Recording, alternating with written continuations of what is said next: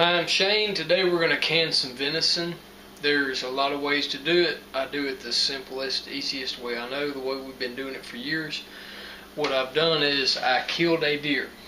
After I killed the deer, I cut the deer up into 1.5 to 2 inch chunks of meat. We're going to put it into a jar. Been using these jars year after year, so you want to make sure that they are not chipped around the top or anything like that. We're not going to put any fluid in these jars. We're not going to put any salt. We're not going to put any seasoning. You can. We don't do it. If you leave any excess fat, especially tallow or anything like that, you're going to get a really bad taste, or maybe a strong taste from the deer. We're going to use 1 inch of headspace, and that basically is up to the where the threads start on the jar. I've been warming some new lids in a little boiler over here. Got a used jar, got a used ring, but you always use new lids. You don't want to tighten it down too much because they can buckle. I have a Presto pressure canner. Always follow the manufacturer instructions for whatever brand you have. Mine calls for 3 quarts of water, which gives me a couple inches of water in the bottom. Alright, I got my canner loaded up. I've got 7 quarts, that's what it holds. I'm going to take my lid and I want to do some checking on my lid. I want to hold it up to the light and make sure that I can see light through this fitting. I want to check my gasket to make sure it's not dry rotted or anything like that. On my pressure canner, it'll only go on one way.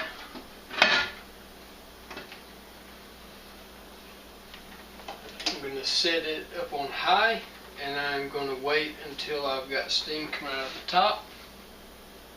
Okay, I've got my pressure cooker loaded up with jars of deer meat. I'm waiting for steam to begin to come out of this fitting right here so I can begin the timer. In the meanwhile, I wanted to say that I appreciate my subscribers. I know that it's been a long time since I've come out with any kind of a cooking video, and what it amounts to is I have a little girl now, and she's just light. I mean, she is amazing, and she takes all my time, and she's in bed right now. This is very late at night. So anyway, I do appreciate my subscribers, and hopefully we'll have some more frequent videos after this. I wanted to show you my most recent prized possession. This is a letter from Christy Jordan. She's the owner of SouthernPlate.com. If you like Southern cooking, man, yeah, you need to check her out. I'm going to put a link to her website in the description. I had contacted her on Twitter, and I just showed her like a picture of some beans that I made for Thanksgiving, and I told her that my wife had gotten me this book for Christmas, and man, she sent me a book plate for it that handwritten, and a handwritten note, and some emergency ham flavored seasoning for beans if I ever got in a bind. She's really a great lady, and you should check out her website. Okay, I've got a steady column of steam that's been coming out of here. I'm going to put the weights on here.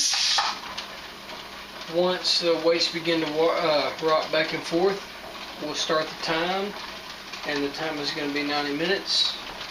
And that's the cool thing about this is this meat's already cooked.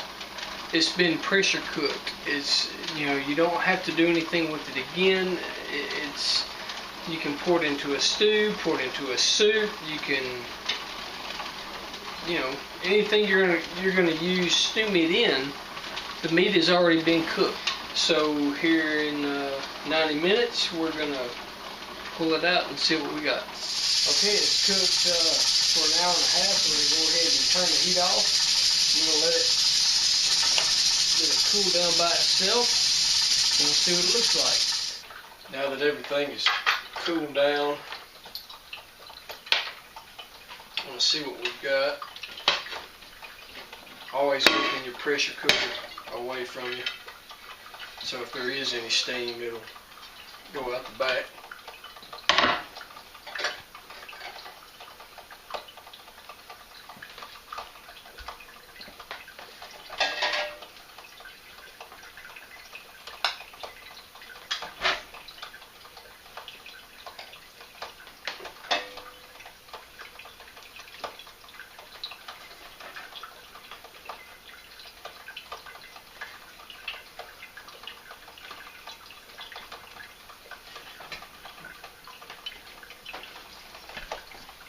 There we go.